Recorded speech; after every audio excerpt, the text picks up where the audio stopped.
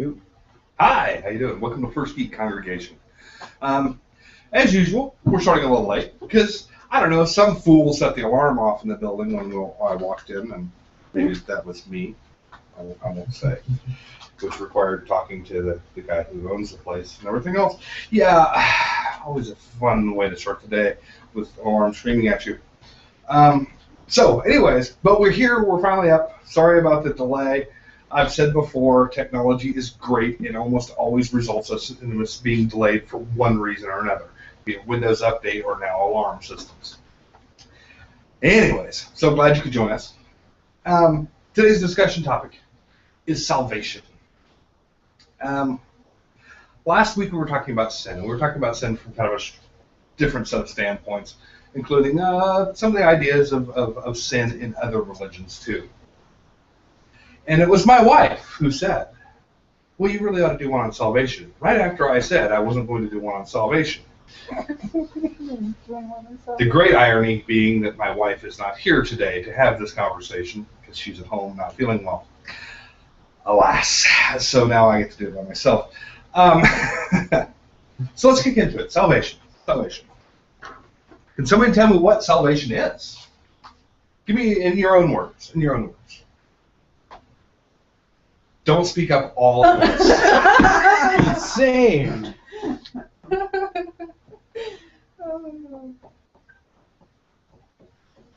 Eternal Rescued. reward. Eternal reward is one of them, being rescued, yeah. In particular with Christianity, the idea of salvation is a wiping of sin of thanks to the death of Jesus Christ and our rebirth later and our eternal reward in heaven or the earth hereafter, or a number of actually other definitions too. Other religions actually do have salvation also. Can anybody tell me, does anybody know, Old Testament? What is salvation in the Old Testament? Was there salvation in the Old Testament? Got one head nod that's incorrect, that there isn't, and she's right. Realistically, for Judaism, you don't have salvation per se. You worry about today. You worry about today. Which actually, there's something to be said about that. There really is. You worry about today whether or not you're doing good deeds or not. We could. Hey, got a message. It could be orange. Judaism very particularly had the concept of that you focused a lot on works. The deeds that you did were determined. One of the types of salvation is the Lord's book, which basically the Lord's book of life is mentioned a couple of times in the Old Testament. Basically, whether or not you're written into it again for another year. In fact, there at Rosh Hashanah, part of what you're hoping for is that you'll be written into the book for another year, meaning that you'll have life for yet another year. Your salvation isn't focused on the beyond; it's focused on a much more short-term basis. And I applaud that thinking, because sometimes if we want to look off in the distance and see what we're supposed to get as a reward later on, and don't focus on here, it's easy to forget what we're supposed to do. It's easy to forget that we're supposed to be helping others. It's easy to forget all of these things we should be doing. Do you also, believe it or not, loosely speaking, even Hindu and Buddhist and a couple of others have a kind of sort of salvation thought, which boils down to they go for reincarnation cycles. You die, you come back. Depending on particulars of which branch and everything else, it could be based on the idea that you slowly but surely ascend until you've finally gotten outside of the life cycle. Now it's your actions that give you salvation. Your actions determine whether or not your actions of good deeds, your good karma, things like this, determine whether or not it's you that you finally get off of that rebirth cycle and make it to nirvana or version of. Are we doing okay on audio? Yeah. In just a second, we got one person commenting. Applications.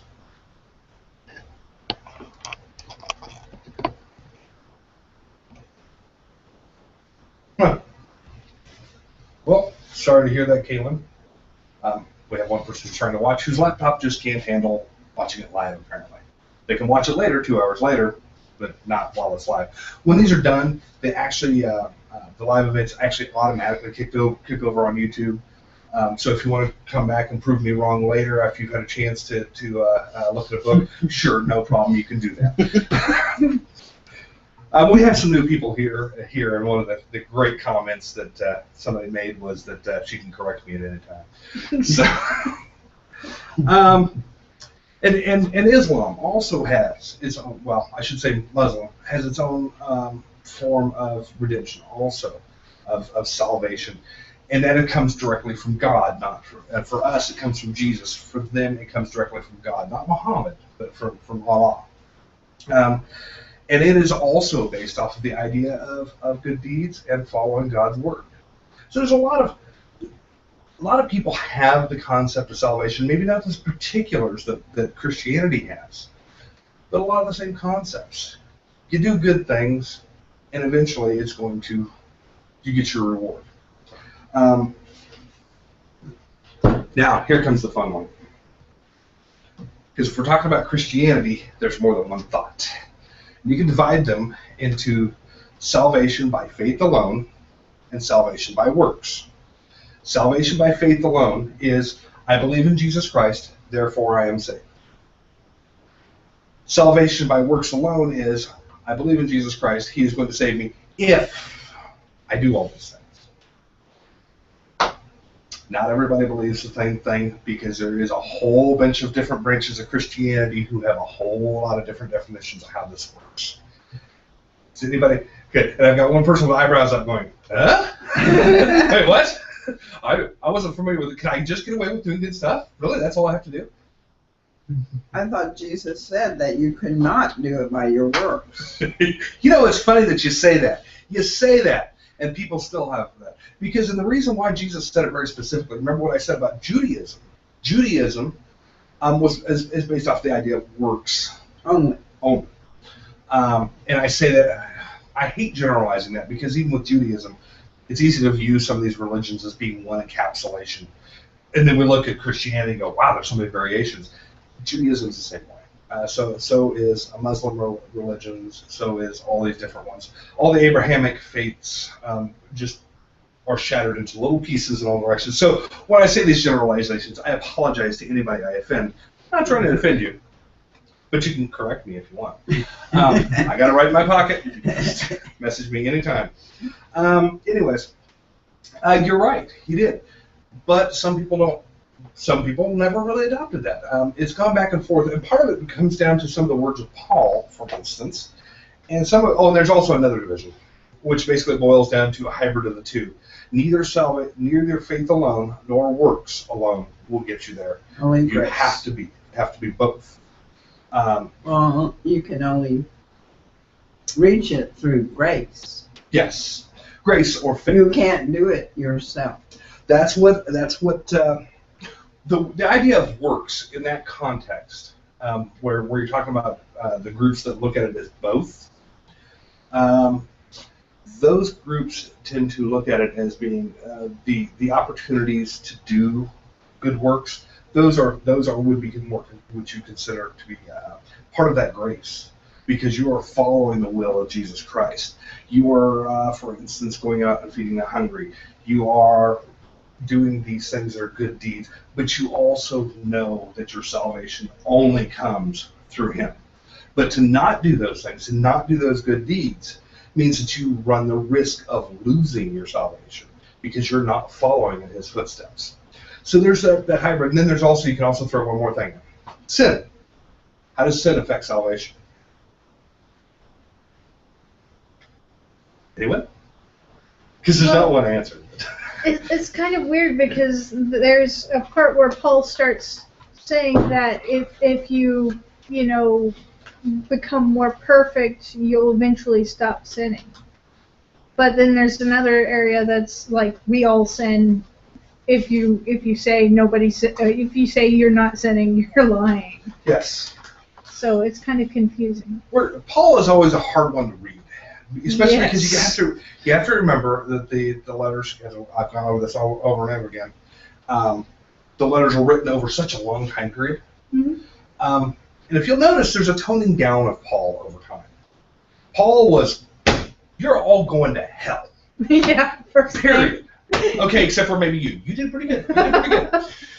And then later it gets more along the lines of, look, you need to be good and you need to believe in Jesus Christ and follow his example.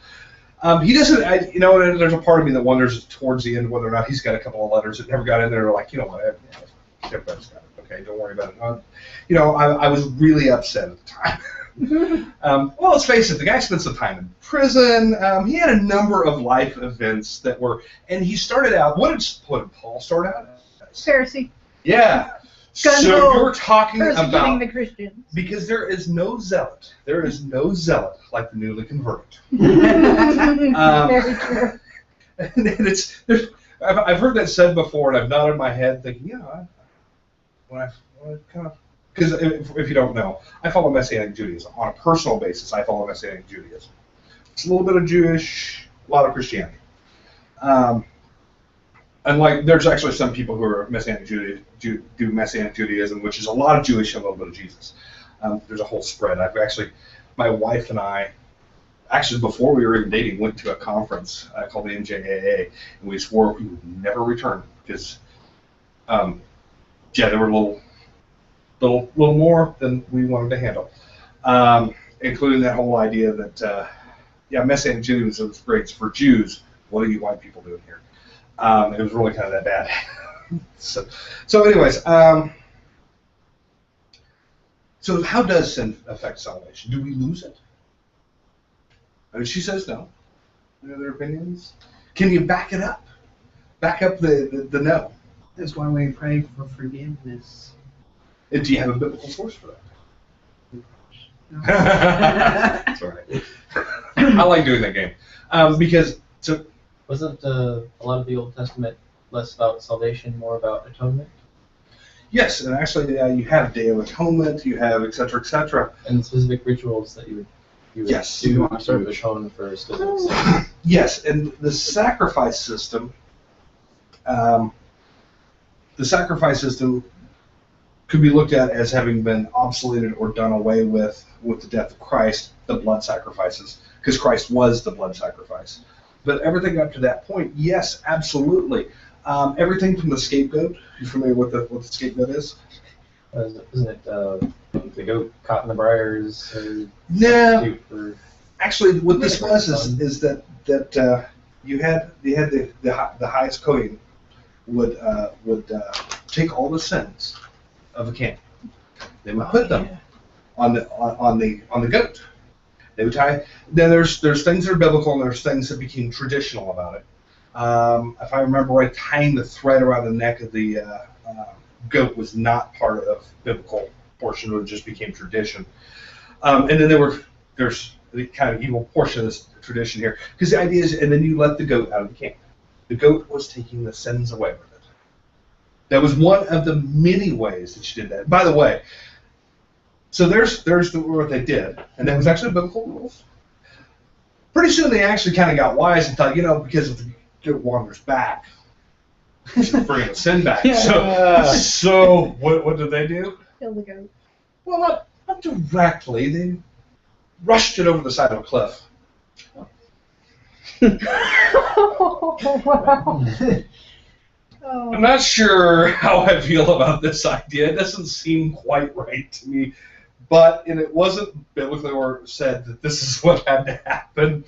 But that's what they chose to do. Chase a goat with pots So and that way pans. they killed their sins. Well, yeah, that is one way of looking at it. There's also other blood sacrifices that occurred. There was wave offerings. There was a whole lot of everything in there.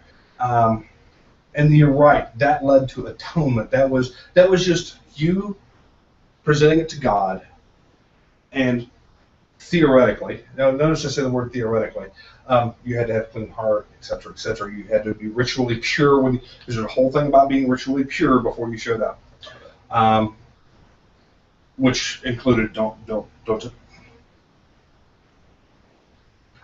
Sorry, if you ever see me looking at my phone, it's because, for anybody who's watching, if you don't know, catch us on Facebook, facebook.com/First Geek Congregation. If you message me during the live event, I actually see it, and we'll address your questions or your comments. Same goes for Twitter, twitter.com/First Geek Cong, because you can't fit congregation on Twitter. It's unfortunate. So if you see me looking at my phone, it's not just because I'm ADHD, which I am.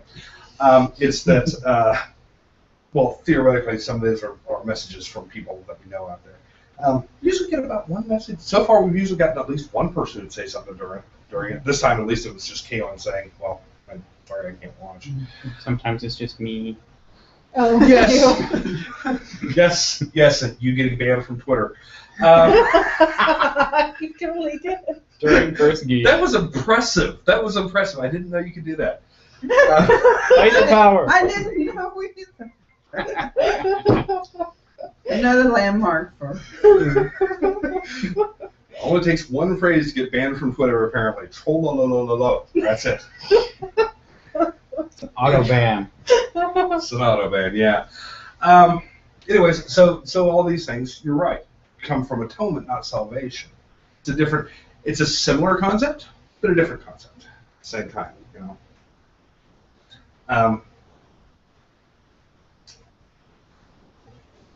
And Did it leave the room? gone. Thought is completely gone. I knew where I was headed for a moment. I finished that thought and done. You're welcome. Does anybody else find my thought laying around somewhere? Paul was difficult to follow because Paul, yes. Paul is always difficult. because we're basically spying on his emails. Yeah, 1,000 years yes, later. that's really what we're doing. One-sided. Yes. Yeah, just Because one wouldn't it have side. been fantastic to have seen the responses back from these? Yeah. Or You the know- original letter. Yeah. What he was responding to. What got him so worked up? What got him so worked up to say things such as, I will not suffer a woman to speak? What was it that set him off? Because there was something there. Yeah, because he was totally cool Well, there with were no Timothy's women in grandma. the prison. So what? There were no women in the prison. That's true. That's true. That's true. I don't know if that had anything to do with it. But Well, I still think it had to do with it being that particular church, the Corinthian women. well, and especially because when you get into that time period, there were some oddities with how Judaism treated women anyways. There was what the Bible says, and then there was this whole set of extra rules that the Pharisees and Sadducees, not the same set of rules, had set up.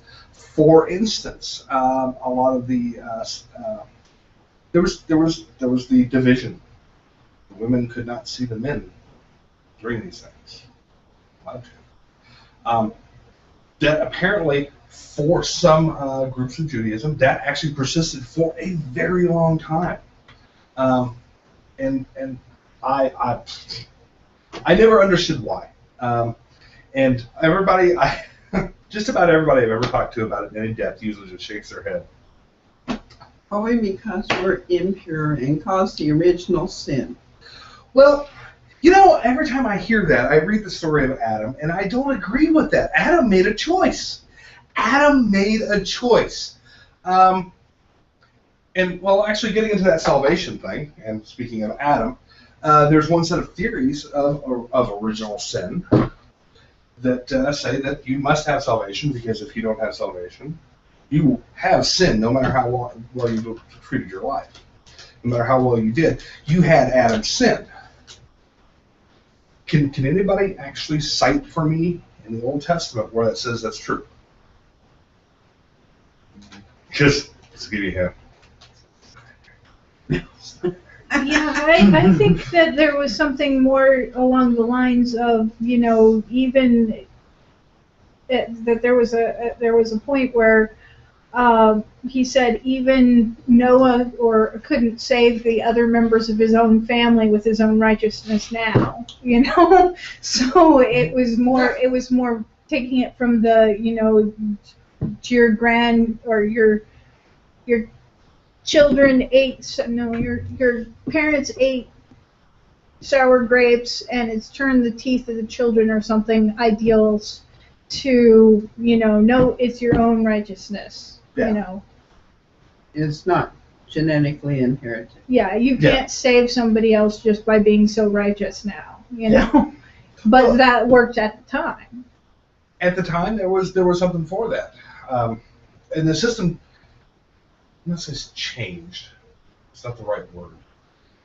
There's the belief that Jesus came. The importance of it has changed. Yes, it's a great way of saying it. The importance of it has changed. By the way, I said there was two major settings, and there's kind of a hybrid. There's actually another one. It's not popular anymore right now. It has been popular off and on throughout history, which is the idea of salvation for everyone. Was that Jesus died, and you know who gets saved? You get saved, you get saved, you get saved, you get saved. You know, all those people out on the street, they got saved too. As long as you didn't lead an evil life, maybe. You hear that evil life portion of it, right? Crackers. This is our goat. Tie a red thread around his throat. Let him out. Good thing we live in Kansas. No clips anywhere near. Cliffs. Would an overpass do? No. No, I can fly.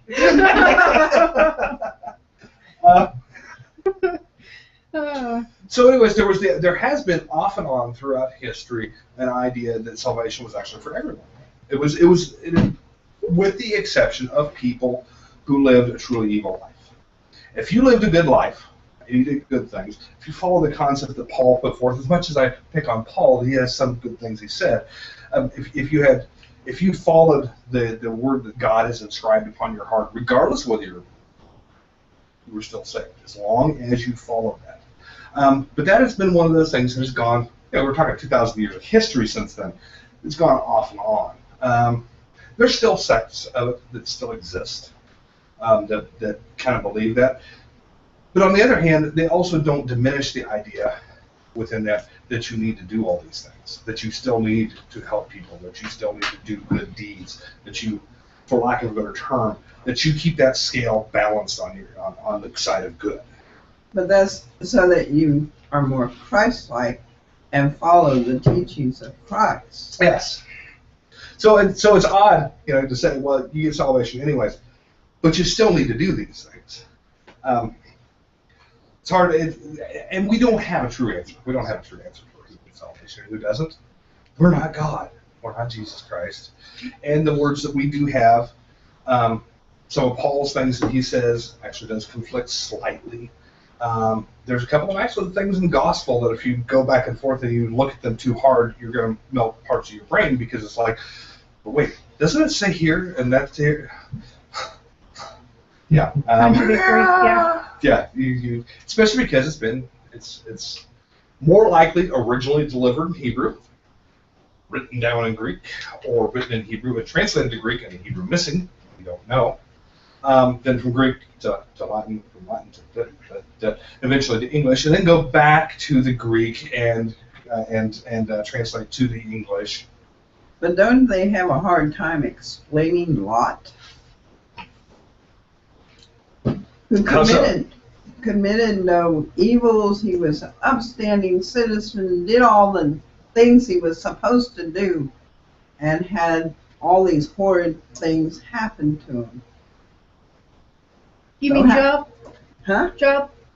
Job. Yeah. Yeah. Yeah, sorry, not I Lot. read it. Well, before I there's actually Another There's- short name. there's two schools of thought when it comes to Job. That it was a test. It was truly a test of humanity, and that it's written down so that we see that no matter what, no matter how bad it gets, we can still follow. We have the ability to do that. Yeah, if a simple man like Job could do it, we can do it. There's also another school of thought that is actually getting into the whole what is canon, what is not, was that was actually at one time a non-biblical story that got wrapped in. That's the thought of some people. And it's hard. That one's 2,500 years old, so we would have an even harder time deciding which is right and wrong on it. But the idea being that regardless of what happens, if we focus ourselves on the idea that we're saved, or in Job's case, that he was going to be scribed yet again into the book of life for another year, and that he was doing it for the good of his Lord, and et cetera, et cetera. He still survived. He survived these ordeals, and he came out. Just everybody around him didn't. Well, yeah, there is that. His wives, his kids, He got new ones. his Replace cattle, the his He was camels. properly reimbursed. It was all good. You mean those children and his wives were reincarnated? No, not reincarnated. He just got better ones. And Upgrade. Upgrades. He had proper insurance. Oh. and I have to admit, as a believer, there's a part of me that says, you know, I really kind of do hope that was just a story that got wrapped in, because this one thing, it's one thing to have judgment. During the time of Moses, you had a good number of people that died under judgment. You did the wrong thing. Not just did the wrong thing, you really screwed up. And then there's, hey, watch this. It looked like ants from up here. And that's how the story comes across sometimes. And I know I've probably got at least one or two people going, really? Never watching this again. Listen, and I'm sorry, I really am. I'm a horrible person. Anyways, the other thing is, but what does salvation lead to also? Because this gets a little weird. Because salvation leads to... A better world.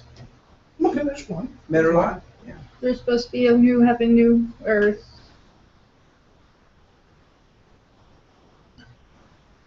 Hanging out with God. Chilling with the seraphims.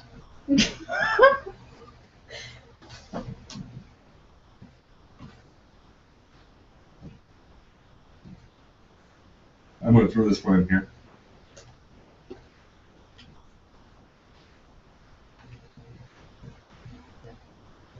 Purgatory, because I'm going to throw that in there because it's always a fun one to talk about for just a moment. Because for some people, salvation doesn't lead you directly to heaven or the world beyond. No, it leads you to purgatory. That's only if you're Catholic, though. Sorry, and I'm going to cause you to choke to death. But if you're Catholic, and I went to a Catholic school when I was growing up. It wasn't Catholic, but there was a public school that was a Catholic public school here in Kansas. Not to mention names. St. Joe, Kansas. For the first 4 years. So I learned about things like purgatory. I was really confused when this actually showed up in the Bible. But the idea being that you're not clean enough. You can't go before God. And the actual reasoning behind it actually comes from the Old Testament. You could not go before God if you were unclean. Ritually clean was extremely important before showing up at the temple. All these lists of things, very long list of things you could not do, could not have touched, all of these things. And a time period that you had to spend before, all of these things. Well, the Catholic idea of purgatory actually comes a little bit from the Old Testament. The idea that, wait, if you're not absolutely pure, how can you appear before God? So there has to be some sort of purification time that occurs. So purgatory for them was the idea that somewhere you're a really good person, you believe in Christ, but you weren't quite good enough. So you're going to stay here for a little bit. Yeah. Even Christ had to go to hell. Yes. So maybe that's where they're getting that from. When you get into that, that's a whole. But he went there to talk to things, to talk to the people. Oh, where does it say that? It's I think it's no. So was he trying to save people in hell? Well, that's what it Or sounded souls? like. Souls in hell. It sounded like he was going to preach to the people in hell. But then again, it could have been Sheol translated to hell because they did that. In just a second, I'll actually give you. Can't remember where it was. I remember being baffled by it. It kind of reminds me Been like, why? of Mormon prison. But it's like Of what? Mormon prison. I kid you not. Tell me more. I don't know this. Tell me more. Kind of like purgatory, actually. Or a combination of purgatory and hell, or maybe just getting rid of hell to begin with. But, talked to some Mormons, and they said that if you weren't salvationed by Mormonism, then you would go to a place, or perhaps you were in a place known as prison, and people from heaven could come and convert you and bring you to heaven from that place. But Interesting. it's kind of interesting. I like it because it's not like a permanent. It's not like a permanent punishment for a temporary act or deed or state. It's because you can still be saved within that cycle, this afterworld. And purgatory, by the way, is actually a temporary thing for most people who go to purgatory.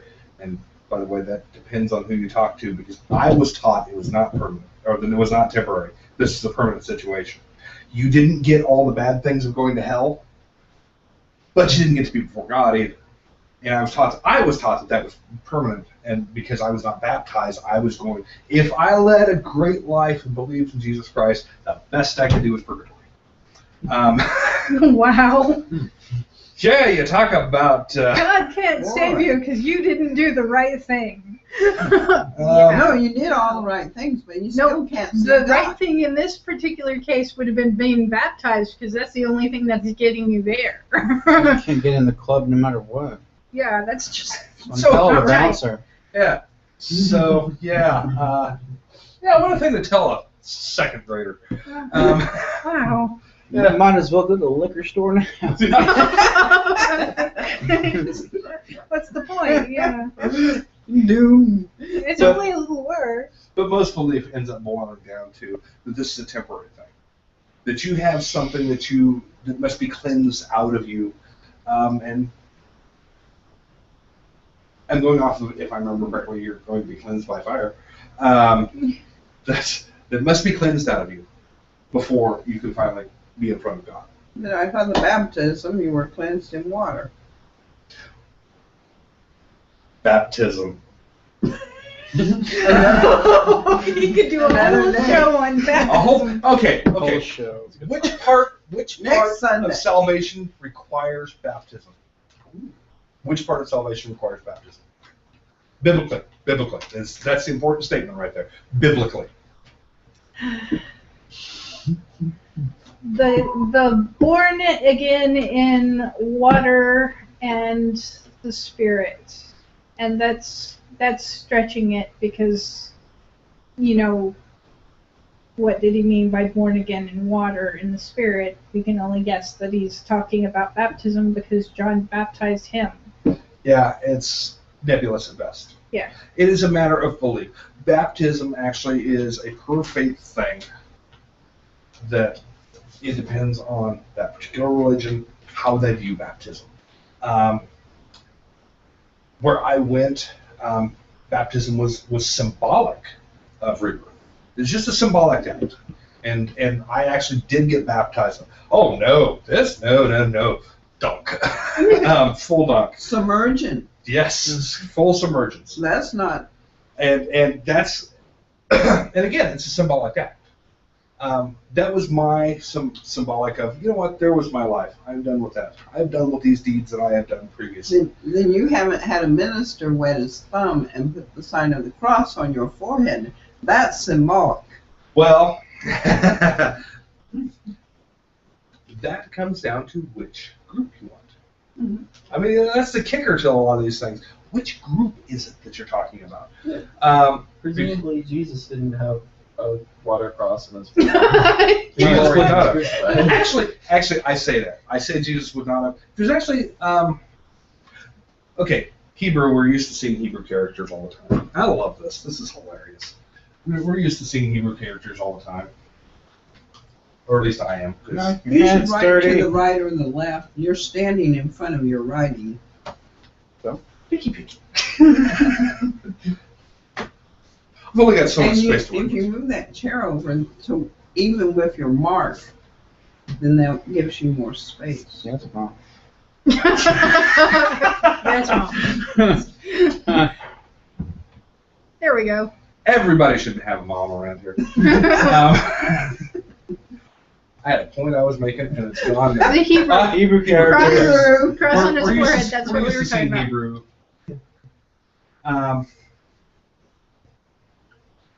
Things like that all the time, and it, if you follow Hebrew, it's kind of cool.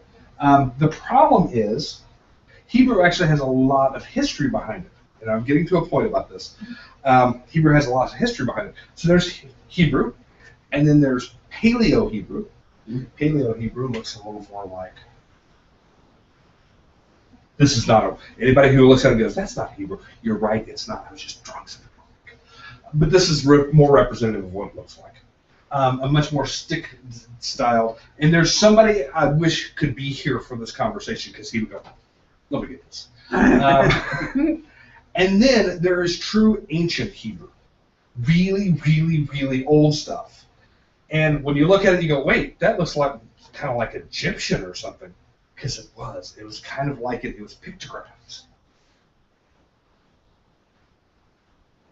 Maybe in Noah's time. Yep. I mean, we're talking really old. That's an ox. That horrible drawing is an ox, just so everybody understands. It represented strength, or there's a whole list of attributes that represented one of them, though. This is the one I always found fascinating. It's two sticks crossed. It means contract or confident.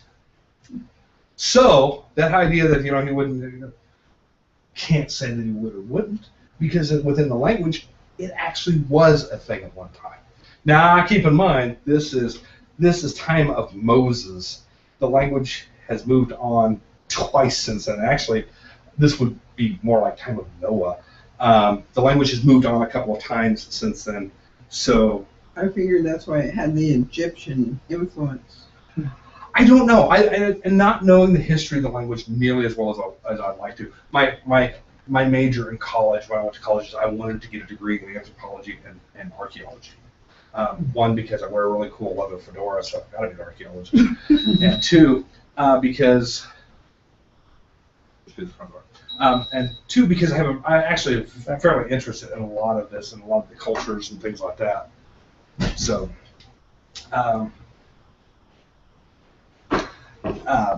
probably for the next room, which I haven't peeked in yet to see whether or not they got a carpet down. This room, by the way, this is their meeting room. The next room over is the actual room for the bigger events and things like that we're actually supposed to be leasing.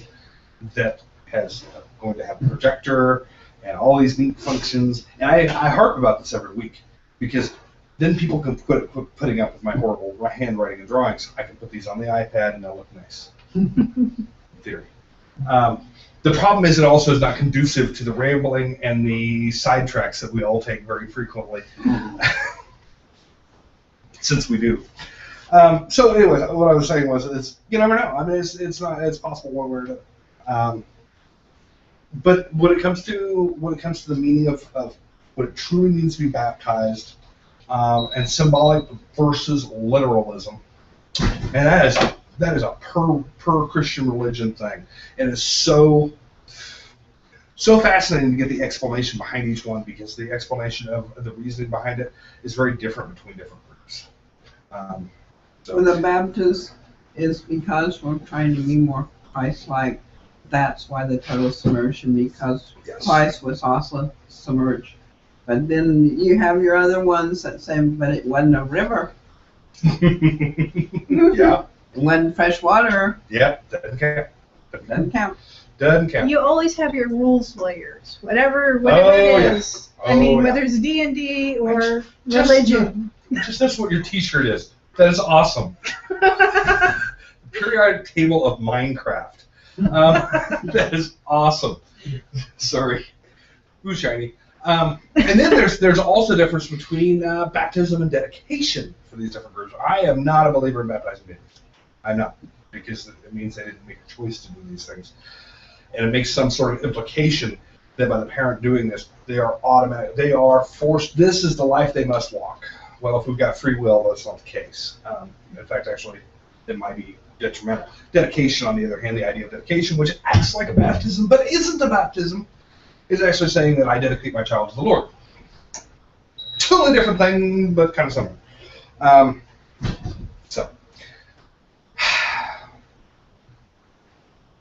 Yep, it's gone again. Squirrel. I've had so many things going Squirrel with a on. branding iron. The branding iron? If you don't want that, I'm going to get out of your sight. You're right. You're right. Evil animals with branding irons would be bad. So I've doomed you to with baptism. I know, right? Doomed you both. I have no choice but to follow your footsteps. You too, Liz. I got baptized twice because I didn't realize the first time because, basically I ended up Well, joining. after my circumcision. So yeah, I didn't realize because I got separated from you and didn't remember being like a baby that was baptized. I went and got baptized at Grandma's church. Well, Grandma Smith was at your baptism. Well, Grandma Kinder's But the I church where guess I was going to, and she she didn't remember. Well, Tell after they get anybody. baptized like 3 times. So basically, 3 buckets of water. you got me baptized, and then later I got myself baptized. Well, So- the advantage to this, if you go off the idea that is the cleansing of sins, you got it twice. There's nothing wrong with Well, that. I mean, It's how like often do you OxyClean. want to wash your clothes? I mean, you definitely It's went like to OxyClean. It's like you the extra white of baptism. You were a baby. Keeps colors bright. Yeah, You were a baby. So I didn't Both of you were remember babies. didn't remember it. But So it's, Because I wanted to baptize you, so in case you didn't make it, then you were covered. see, that's a different idea that goes with it. yeah. And that's actually that is one of the reasons why certain groups do baptism of children is there's a belief that those who are ignorant, those who are truly ignorant of the Lord, are saved anyways. As long as they led a good life, or if they lived a short life, they're saved anyways. And then there's the other thought that is not necessarily so. Ignorance does not buy you salvation, and therefore those groups baptize children, and I consider it just a case deal. Okay, there we go. They're saved. I'm not a buyer. Yeah. I'm sorry. I love the submersion thing. It's so much more fun. It looks like an egg. Dunk, dunk. Especially because the place I was going, not only did they have this, they had I went and visited a friend's church, Maranatha, I think, was the name of the church, where they had horse troughs. Well, that's kind of cool. I mean, that's kind of cool. They had like 2 or 3 of these things. They're big stainless steel horse troughs. Not like swimming pools or anything? No, horse troughs. Galvanized horse troughs. And I It's actually, like one hot water and one cold water. You just go back and forth. by all indications, you were they were cold sober. water. Ouch. So that didn't come across right. People were shivering when they came out of it. Oh. I just thought about what that might have sounded like.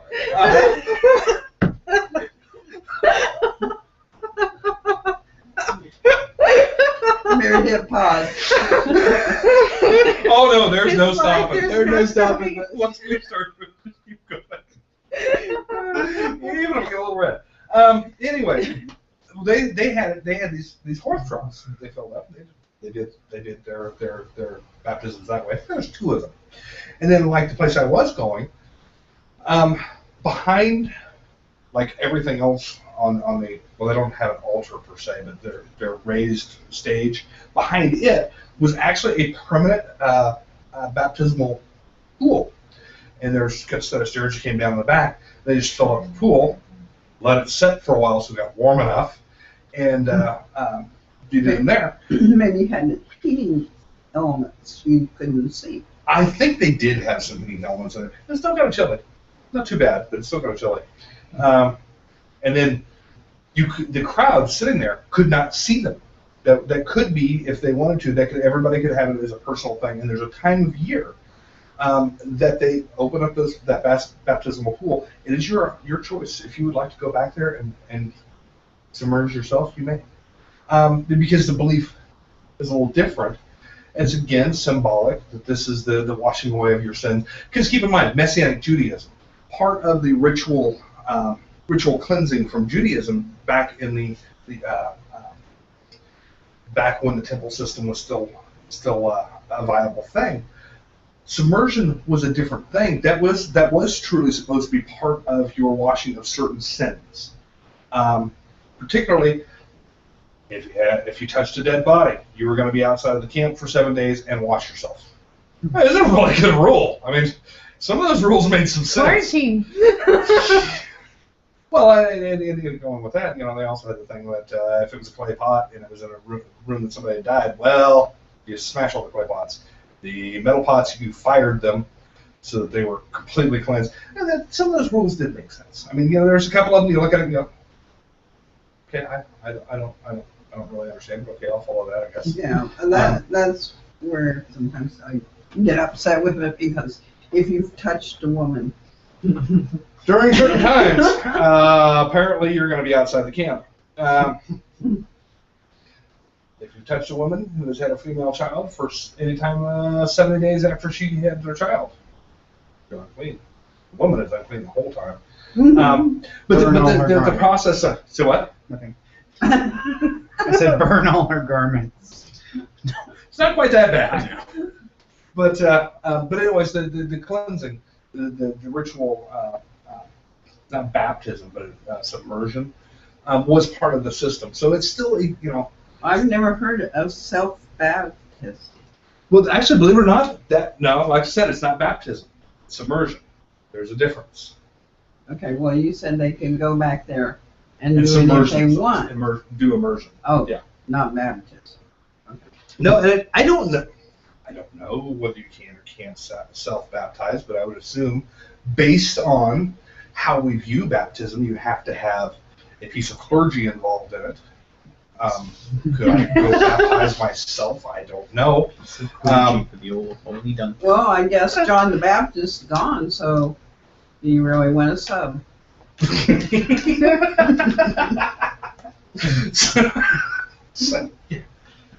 So anyways, it's its own little. You could write volumes on it. Really, I mean, really, honestly, write volumes on it, and the beliefs that goes behind each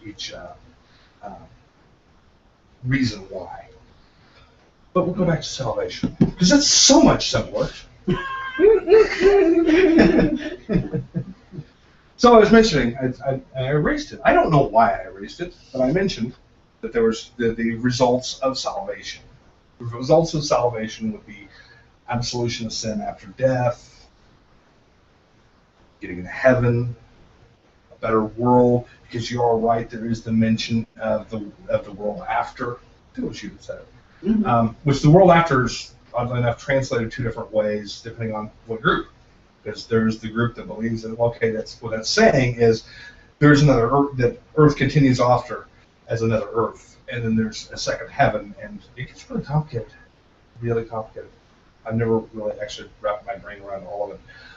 But the idea that, yes, there is a result at the end that salvation gains us. Now, is it immediate? Does it take a while? Is it tomorrow after you die? It's supposed to be after Judgment Day. Supposed to be after Judgment Day, and there's apparently supposed to be the destruction of this. Yes. So what happens in between? Lots and lots of bold judgments and televangelism. Wars, plagues, lots of plagues. Personally, what do you do while you're waiting for judgment? Yeah. Well, you're supposed to be, Suspended. getting better. You're supposed to be, getting to know God and being a child of God and, trying to make the world a better place. Like, well, you're dead. I mean, even though you know it's Yeah. not going to be a better place eventually, this is the test. This is the time you can actually get out your stuff and do it, because if you're children of light, you have to have darkness to light up. I mean, there's this period of it's going to suck here, and you're supposed to be, feeding the hungry. That means people are going to be hungry. You're supposed to be clothing the naked. People will be naked. You're supposed to be comforting the grieving. People will be grieving. This is the time where this crap happens. Yeah. Yeah, but what happens to the people that pass on before that time? Yeah, there we go. They're Lucky. they're Suspended? suspended. They're in the Purgatory. So you don't go to heaven until judgment. well. It depends what you think heaven is. But basically, yeah, you're in Sheol until you're Cool word, isn't it?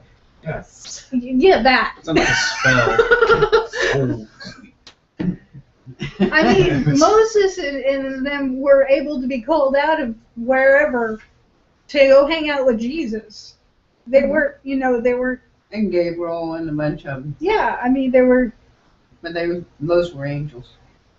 well, the angels, yes, but Moses and them were actually people that were from the stories before. I mean, Moses, So they remember didn't have to wait until judgment. well, the thing And about without it is, salvation, they were saved. Actually, I'm gonna interject okay, because it wasn't unheard of the possibility of being in heaven without Jesus' salvation. Actually, in Old Testament, take for instance Enoch. He walked with God. There was, and there's no codification. There's no hey, this is how it works, or no. But it is mentioned a couple of times that there were people who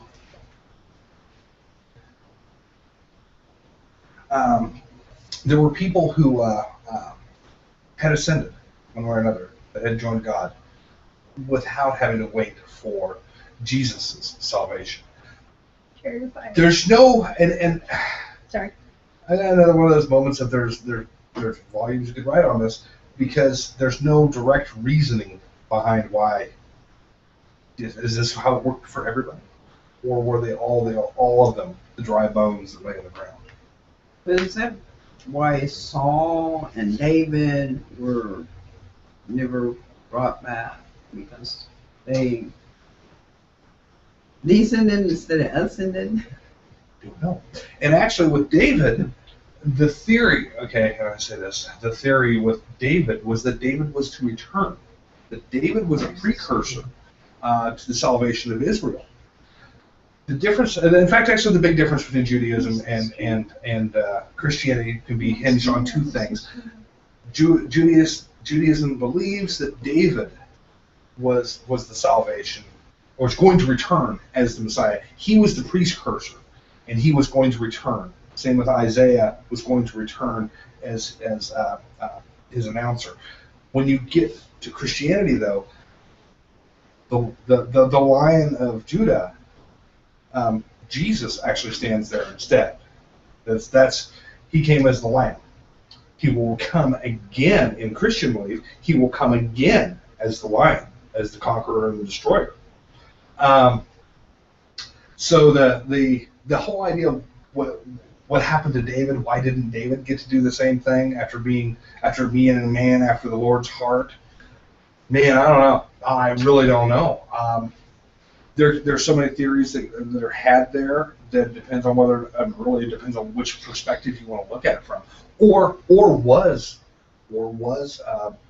David in one way or another just simply a foreshadow of Jesus? Don't know. I mean, it's so hard. It's so hard with that, and there's a number of other ones that would have been candidates for that. Or the other question is that there's also the fact that David was tainted with sin. Mm-hmm. Quite considerably. Yes. And that it was only his descendants that were promised. Yeah. So, man, there's so many answers on that, but I don't know. And if I said I knew, I'd be lying horribly. Yeah, just getting back to the soul's sleep. The idea that when we pass on, die, or in the ground, you ain't aware. You know, some people say you're not aware of anything that happens until Judgment Day. You stand before your judgment with everybody else. Then there's a lot of miscellaneous odd beliefs that go along with that, including various things going from the souls walk the earth. They are here. They are with us. They watch over us. They are not angels. They are here. There is the belief that, well, there's actually, at one time, there's a small section of Christianity that actually believed in reincarnation. Don't hear that much anymore. Died off about the 70s, actually. That the idea was that, yeah, you died, and he brings you back. Until Judgment Day, you're going to keep getting, you're going to have a chance to get it right. Stevie Wonder's Higher Ground, actually. Believe it or not, the song is a little bit about that. So there's a number of other beliefs, but the most common belief is between the time that you die and between the time that you come back, that the resurrection occurs for everybody to stand before their judgment. You sleep. You're unaware of it. The world doesn't happen anymore for you. You're done. Kind of creepy, actually. We may not wake up and it's 1,000 years have passed. Or 10,000. Or 10,000. Oh, yeah, there's always. Hopefully not just 1,000. Well, actually, depending on who you ask. Well, it's already been 2,000 since Christ. 5/8. What year is it? I can't remember the date. It's 2014. No. Yeah. No. I would There's another date Yeah. group that you go by, which is the Jewish date, the Jewish calendar date. Oh. The Jewish calendar date. Well, at first you, yeah.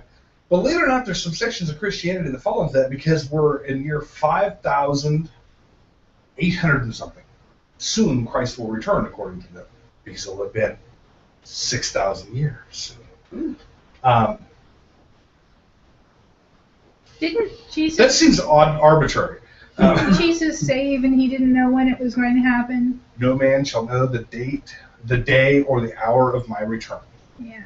So, yeah. Correct. But then I always like that line because it's kind of an implied threat. Look, you can pick whatever you want. You don't want it back. I'm just going to walk around the corner anytime. That's Dad's why I gonna didn't come to the door anytime. worry about the year 2000, Oh, Y2K, and then it was going to happen in 2014 because of all these writings by different groups, and I didn't believe that either. one of my blog posts I have on my personal blog is the list of apocalypses that I have survived so far.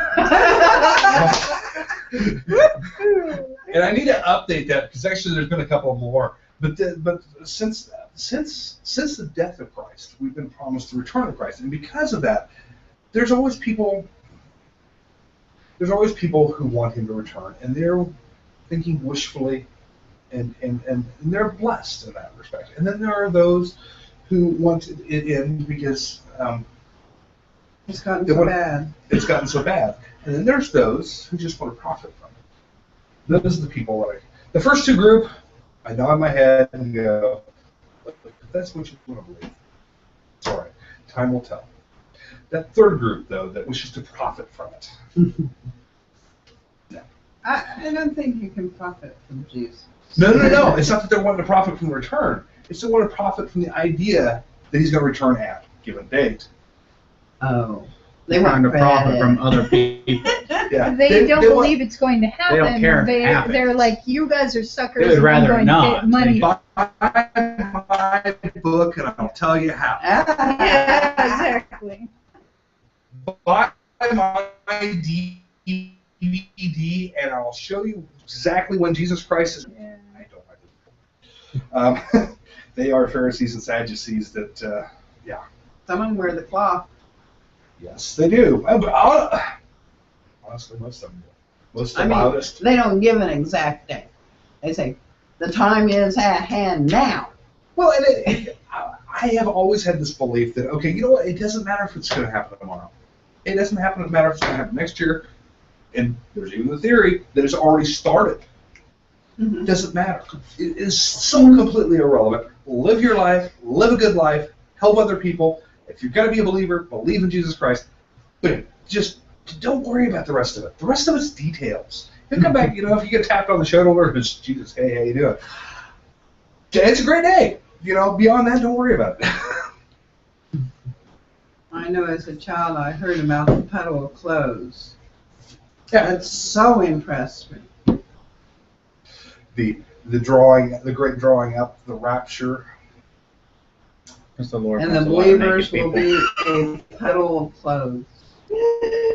And that's how that book, Left Behind, Left and the Behind. movie, Left Behind. Yeah. The rapture is Oh my always one of those things that is interesting. Where does that occur in the Bible? Exactly. There's only one mention. It's not. Isn't it like Revelations? Isn't there something where it says that some people in the field will be taken and some will be left, and like one lady is, like one farmer and I So don't remember actually, the specific words. And the actual term is the ingathering.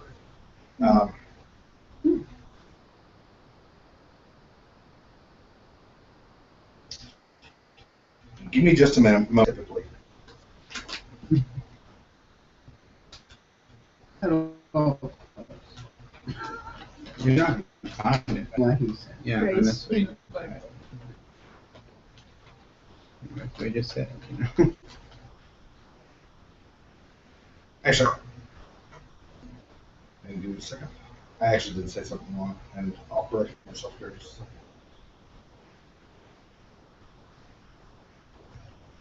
Only one. Only things are sensationalized. Ah, Zero here we go. result. But people have taken and back referenced it, but it also must mean this, and it also must mean this. Yeah. Because you can take a point in the Bible. You can take just about any point in the Bible. If you want to prove it, you can do whatever you want to support it with other little bits of scripture. Because you don't have to take these things in context. That's the Yeah, you important part. can don't you have can to do use that. the Bible to build the case that God hates pigs. Yeah. That's my favorite one. Yes, yes, you are correct. Spider-Man. Give me a second. I'm going to pull up the actual scripture here for a second. Isn't there a verse with like an orchard, a fig orchard? Yeah, and Jesus Withered cursed the fig for not being ready on time, the way that I would totally curse a vending machine for not giving me the thing. Instead of, I'm not going to say it. Yeah. I'm going to stop right there. There's certain levels of heresy that just. That has always been a mysterious piece of scripture to me, honestly. There's a lot of people that have viewed it as parable, that we are not ready, and it's our fault that we are not ready, and that's the example of what will happen to us for not being ready. Mhm. Then there's other people that take it as strictly literal. And if it's strictly literal, I kind of. You Wow. big. Yeah, I understand. My God is a God of love. He doesn't hate any. He's an angry God. He's a vengeful God. He's a just God. He is a loving God. There's a whole list of attributes on that one. But loving is the one that we tend to remember the most and should focus on. Sorry, That's what it was saying. God is love. Period. Philippians 4:13. But it is like a child. You may not like what the child does at all times, but you still love the child. And he could do the same with us. Yes.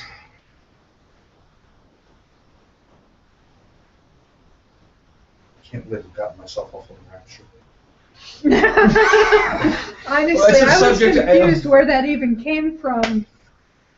It's a subject to avoid. The Because soul sleep. the soul sleep, yes, and it was all my fault. In the end, this was all my fault. I had it coming to me. Where is it? I know it's here. I can't remember the exact thing, but it's like two people in the field and one's taken and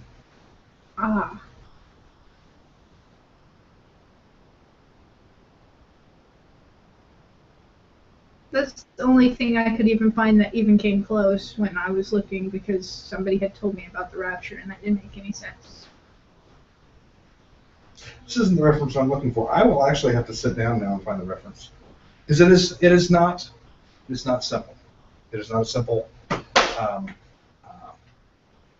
it's not a simple statement. It's contained within the whole section, and there's one set of phrases that is brought into it. And that becomes the basis for rapture, the drawing up, and the idea that we will not. And part of the idea was that those who have already passed on are not going to be there before or after those who are in the land of the living. Believers will all be there at the same time to be judged. So we're just wanting to get there before or after the rest of the world.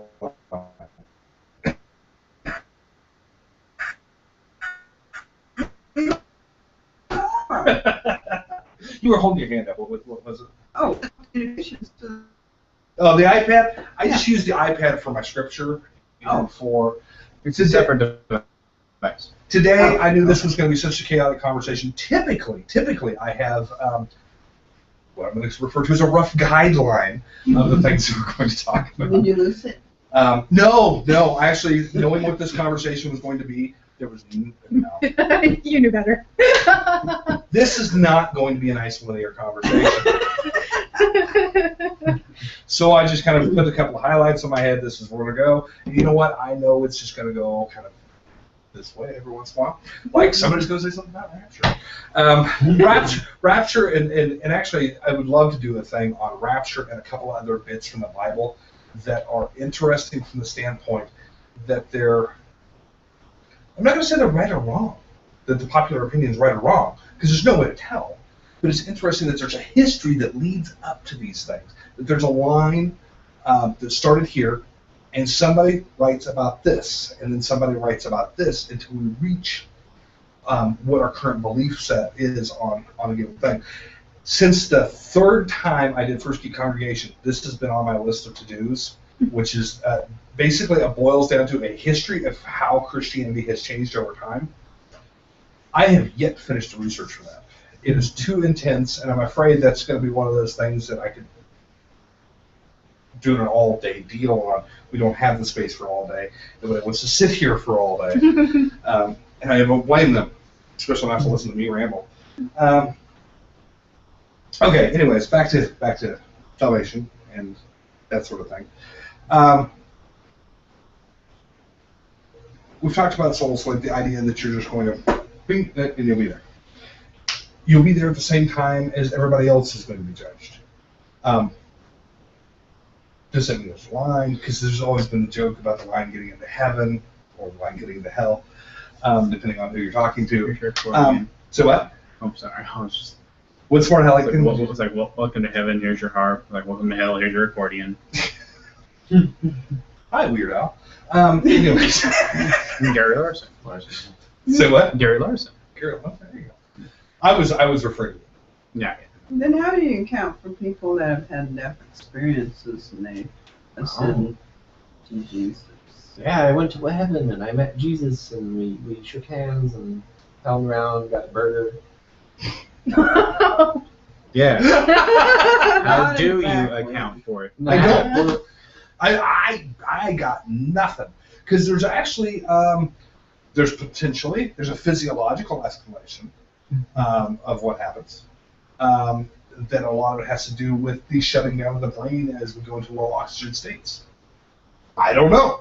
Is that the case? I don't know. I got nothing. And especially because not all of the descriptions are the same. Some of them actually are descriptions of, hey, I died on the table and they brought me back. Meanwhile, I went through this tunnel. Then there's some of them that say, I remember floating up above my body and just wandering off. So there's even inconsistencies within what that is.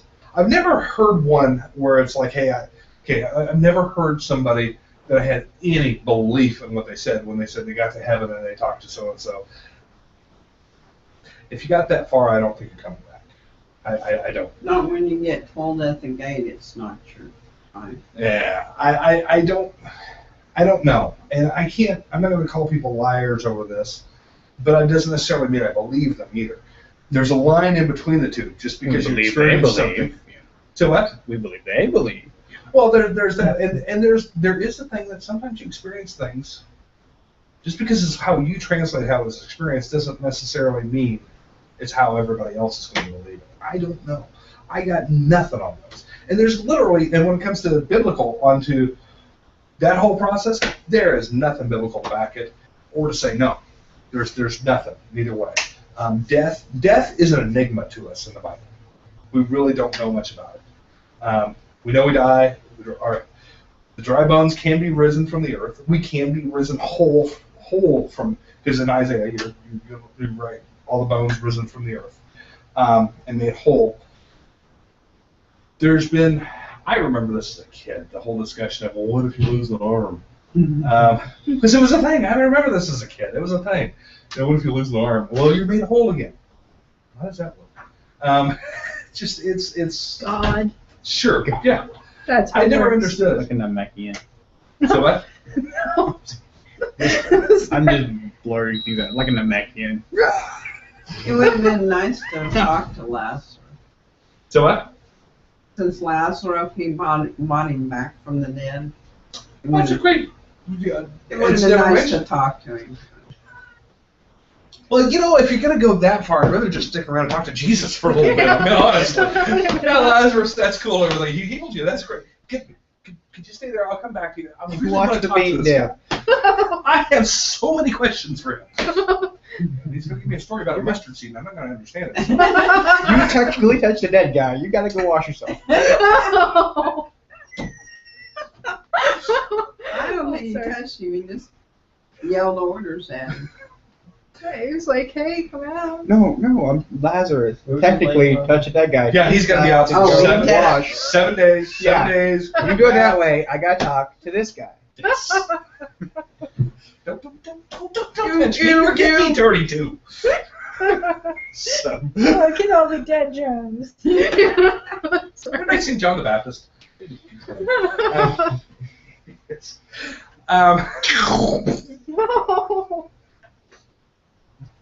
I believe in having fun with religion. I am a great believer in everything, but if you can't laugh at it, what do we got? We need some animations like lightning bolt. Also, it was God has. There's a whole list of guys like that. Oh, the number of people who would tell me I'm going to hell for my sense of humor. Uh-huh. And I'm not going to say they're wrong, but there's a list of them that would not appreciate what I have to say. God had a sense of humor. Even in the Old Testament, God had a sense of humor. If you're going to follow a non-God, I'm going to make you a non-people. I thought that was a great turn of phrase. I mean, really. So I thought when you mentioned Joe. So what? That's what I thought when you were mentioning Joe, but God has a great sense of humor. Dark. So what am I going to do with you today? If you ever, Double click over Or there. not what to do for you today. yes. If you ever feel tried in life, just look at Job and think, I'm not that guy. That's right. That's I know. right. They wrote a book about And you thought your day was bad. Yeah. Even your friends kind of condemn you. Yes. No. So much And, for and your friends. wife is just like, just curse God and die, dang it. Oh, that's his wife, yeah. Yeah. Just be done with it.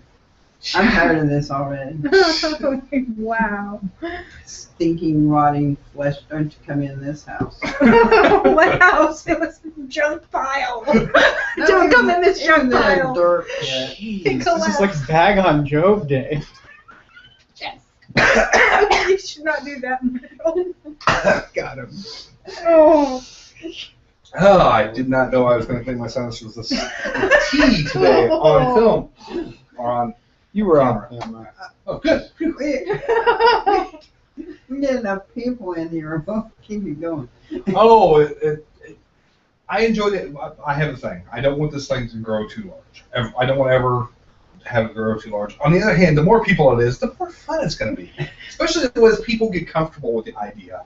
And I understood that my wife got very comfortable with the camera last week, and that was a big thing. Having a conversation, having a discussion is one thing. Having a discussion in front of a camera is another thing. And when you be cognizant of it, people kind of climb up. My wife is finally getting very comfortable with the idea, and then she fumbled. I still don't remember what she said. I don't remember, but it was great. I picked on her about it later. It was something without lube. Oh, yes.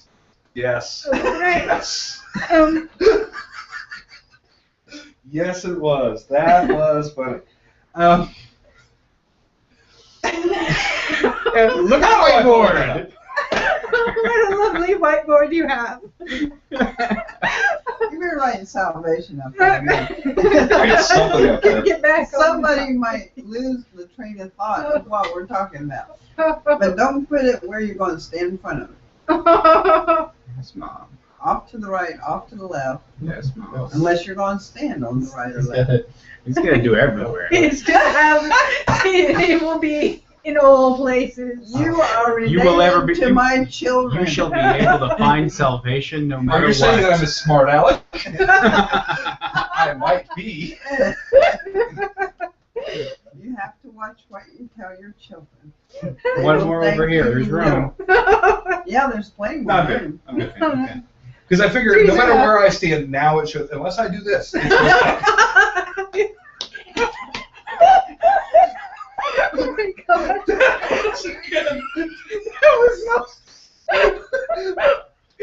I'm reverend. That even dropped my jaw.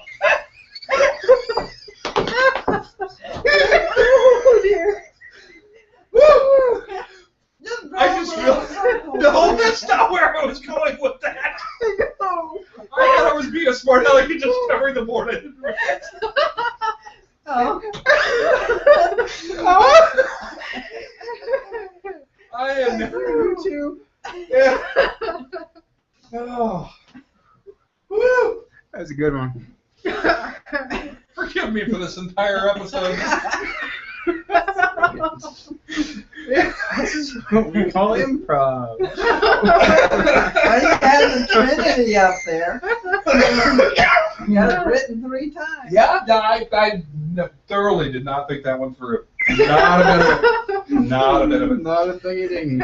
Anyways, actually, we're getting ready to wrap up. Yeah. And I've got a couple of things to say. Because, so at the time that my wife suggested, hey, you should do salvation, after I said I wasn't going to do salvation, Ken Ham. Is anybody familiar with who Ken Ham is? I've heard the name. What happened? Famous, don't like, that's begins with an E. Evangelist or something. No, he is the person behind the Creationist Museum. Oh. Wow! I love this. Okay, and this guy is so strange that even Christians look at him and go, man, he might be a little hardcore for us. Take them in your brain. Because anybody who's about what I'm going to consider to be a reasonable conservative Christian, all the way up to liberal Christians, look at this guy and you said what? And what Ken Ham said this week went with salvation. Something, I don't even know why it came up, something was said about whether or not aliens could be saved.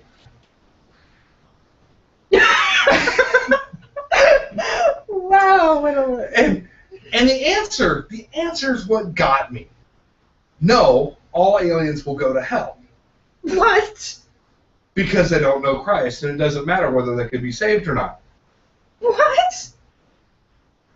So, you know what next week's topic is? Can aliens go to hell? I wasn't going for hell, but The the joking title is Can Aliens Be Saved? Because we're going to look at a couple of sci-fi things. Because we have this. Space Jehovah's Witness. Have you already covered dogs and cats? No, I haven't covered dogs and cats. Wouldn't they rank right up there with aliens? A lot of ways it would, but at least actually, I'm picking on it for a reason. Because one, this is First Geek Conversation. We're geeks, so sci-fi falls into it. Fantasy, dragons obviously aren't going to be saved, but sci-fi and fantasy, wow. These things, they're sci-fi concepts. But the question is, we maintain a continuous, since about the 1960s, 1970s, we continuously have asked the question, are there things out there, and we're continuously looking. What happens if we find them? I don't know. So we're going to explore next week the idea of Ken Ham's statement. I'll bring a canned ham. People, they're already here. Yes. It's identifying. Well, now are you saying like the Men in Black? We don't have those. We need them. Just look into this. I think it's Ken Ham. I think he's trying to throw us off the trail. He's actually a double agent. I lost the term. There's a term for one of the aliens. The Greys. The Greys. There we go. I know that makes sense too, because he'll only grow this much of a beard. Yeah. But anyways, we're going to make else fun. is a spray on. Some people do that from the top of their head. Great. Stand all of that. My wife, on the other hand, has commented very specifically. She's glad I don't do that sort of thing, and I'm glad I don't either. Anyways, so we're actually going to bring, bring your favorite sci-fi ideas. Let's throw them at the Bible. Let's see what happens. You know what? Because we've had all these. I'm not sure I like that. He smiles too much. No, they're smiling, and then there's what just happened. It should have been followed by a maniacal laugh. That would have been a paper trail on the internet. But we're gonna launch a conversation from there, and we're gonna just explore some sci-fi stuff in relation to the Bible. What does it say about these things? What does it say about these ideas? It doesn't matter, because sci-fi is fiction. And yes, I understand Ken Ham was commenting on something that may or may not be true, To some people. So what? To some people, it's fiction. It's a good point. Good point. Mm-hmm. So, anyways, that'll be next week. We'll have fun with it. We'll have a lot of fun with it, I'm sure. And like I said, just bring your favorite ideas. I know. Turn the dang thing off already.